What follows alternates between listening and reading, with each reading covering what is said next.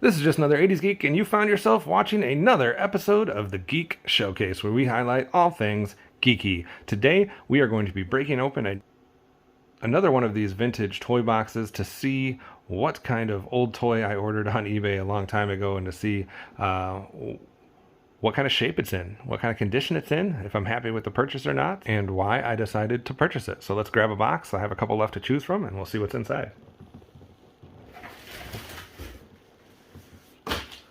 All right, this is the size box we're dealing with here. This is coming to us from Pennsylvania, it looks like. This is where this person was from. Let's go ahead and rip it open and see what we have.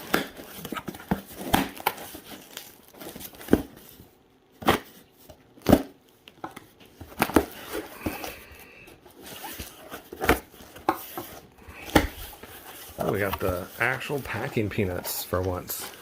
Good old packing peanuts, as well as some air bubbles there. All right.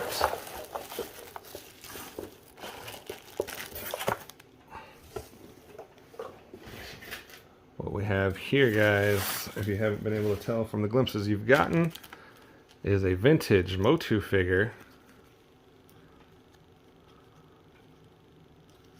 And this would be Hordak. Hordak. This would be Hordak. So let's first take a look at what's in the bag here. Accessories. Got his weapon there.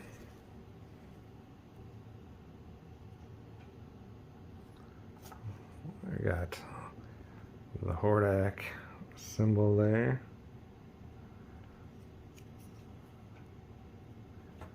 Go around, as you can see, has a little notch there, so it can form onto his arm.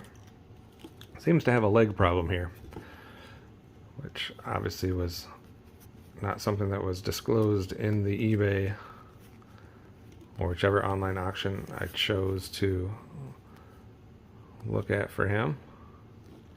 So I guess I can have him stand like that. So this is the villain from She-Ra in the He-Man universe, Masters of the Universe universe. So this is the main villain from She-Ra. It goes with my Heroes and Villains collection. So obviously She-Ra and Hordak would complete that series for me. We'll look at the articulation here. Obviously the legs, just the swivel back and forth here. The arms just up and down. No elbow or wrist or any articulation there. Same with this one.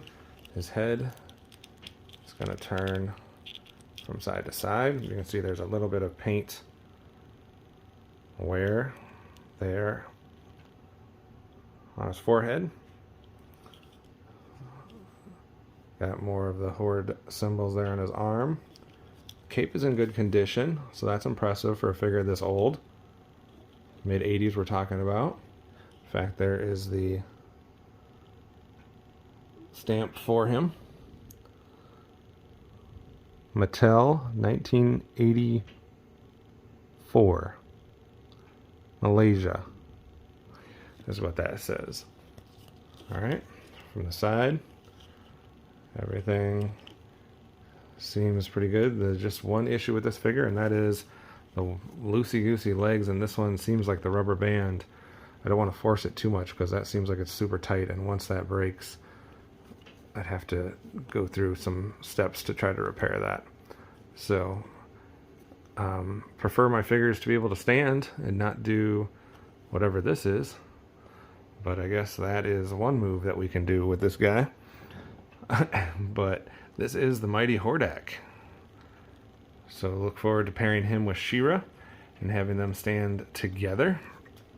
Obviously this guy can wrap around, his shoulder or his arm, something of that nature. And then this one also would go straight across like that. So maybe if I have him just like that, he could be in some type of battle position.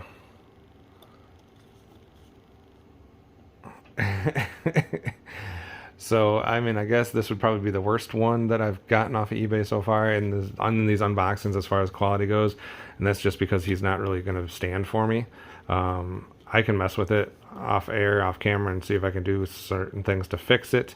If you have any tips on how I can make that bad boy stay in place a little bit better, feel free to comment under the video or on any of my social media, and we'll see what we can do for this guy, because like I said, I guess he's going to be in a fighting pose otherwise,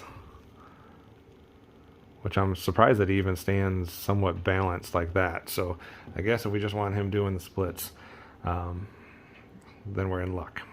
So that is Hordak from the series She-Ra.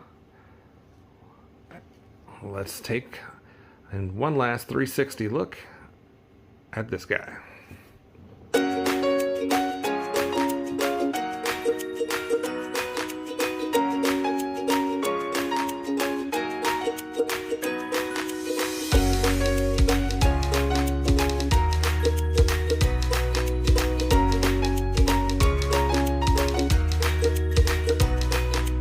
That's Hordak from She-Ra. This has been just another 80s Geek. You've been watching Geek Showcase. Tune in next time for another chance to highlight all things geeky like this ultra geeky villain from the 80s.